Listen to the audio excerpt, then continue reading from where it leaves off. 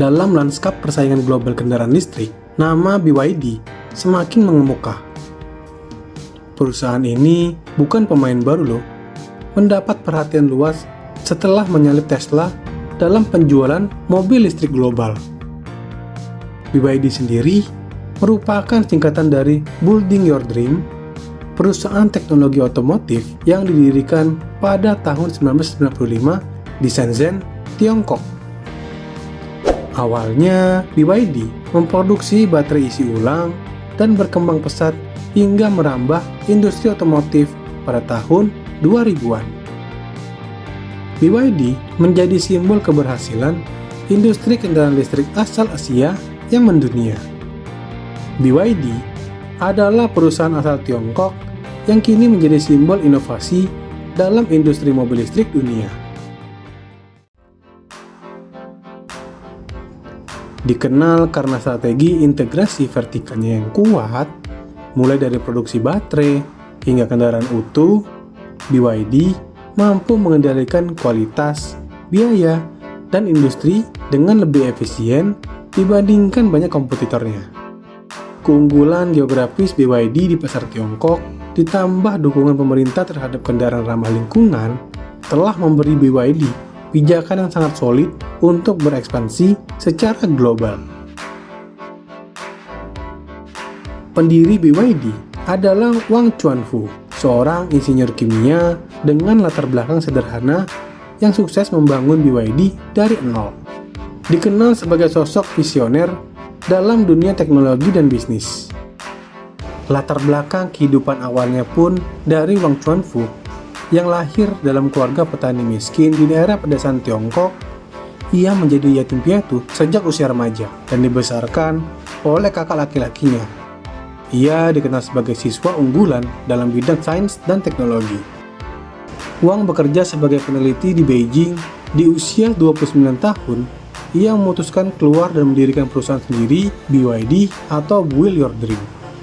Pada tahun 2003, Wang mengarahkan BYD masuk ke industri otomotif dengan mengakuisisi Jinchuan Automobile Company. Investasi BYD dalam teknologi baterai, motor listrik, dan semikonduktor membuahkan hasil. Wang juga memimpin BYD dalam mengembangkan kendaraan listrik murni atau plug-in hybrid dan sistem energi terbarunya. Nama Wang Chuanfu mendapat sorotan internasional setelah Warren Buffett memberikan 10% saham BYD pada tahun 2008 melalui Mid America Energy menyebut Wang sebagai Thomas Edison masa kini karena perpaduan antara sains dan bisnis yang ia tunjukkan. Di bawah arahannya, BYD bukan hanya menjadi raksasa otomotif, tetapi juga simbol transisi energi bersih dunia.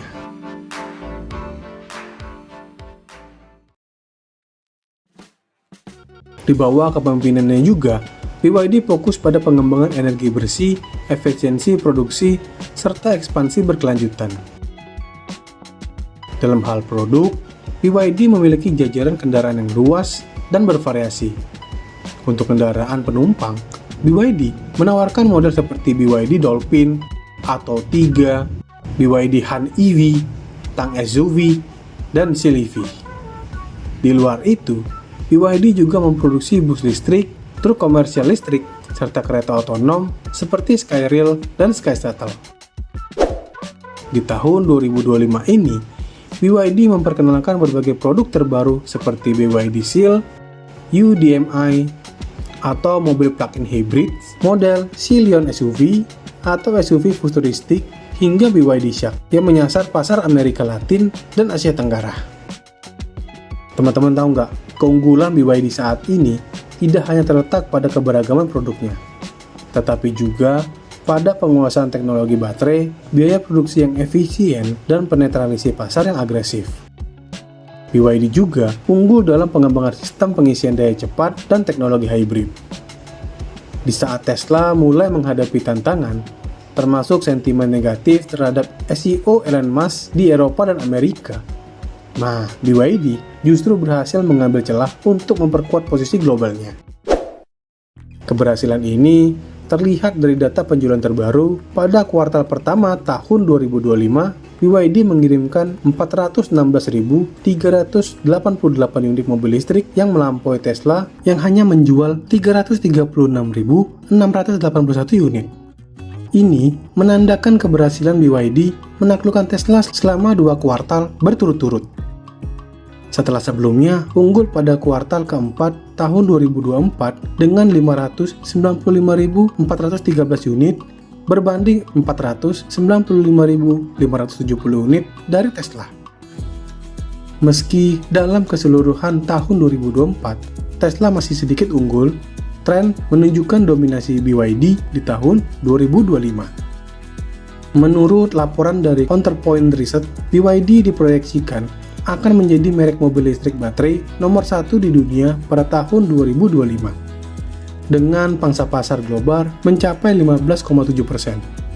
Penurunan performa Tesla akibat berbagai kontroversi ditambah keunggulan strategi BYD di pasar Asia dan pasar negara berkembang memberi peluang emas bagi BYD untuk benar-benar mendominasi panggung otomotif dunia.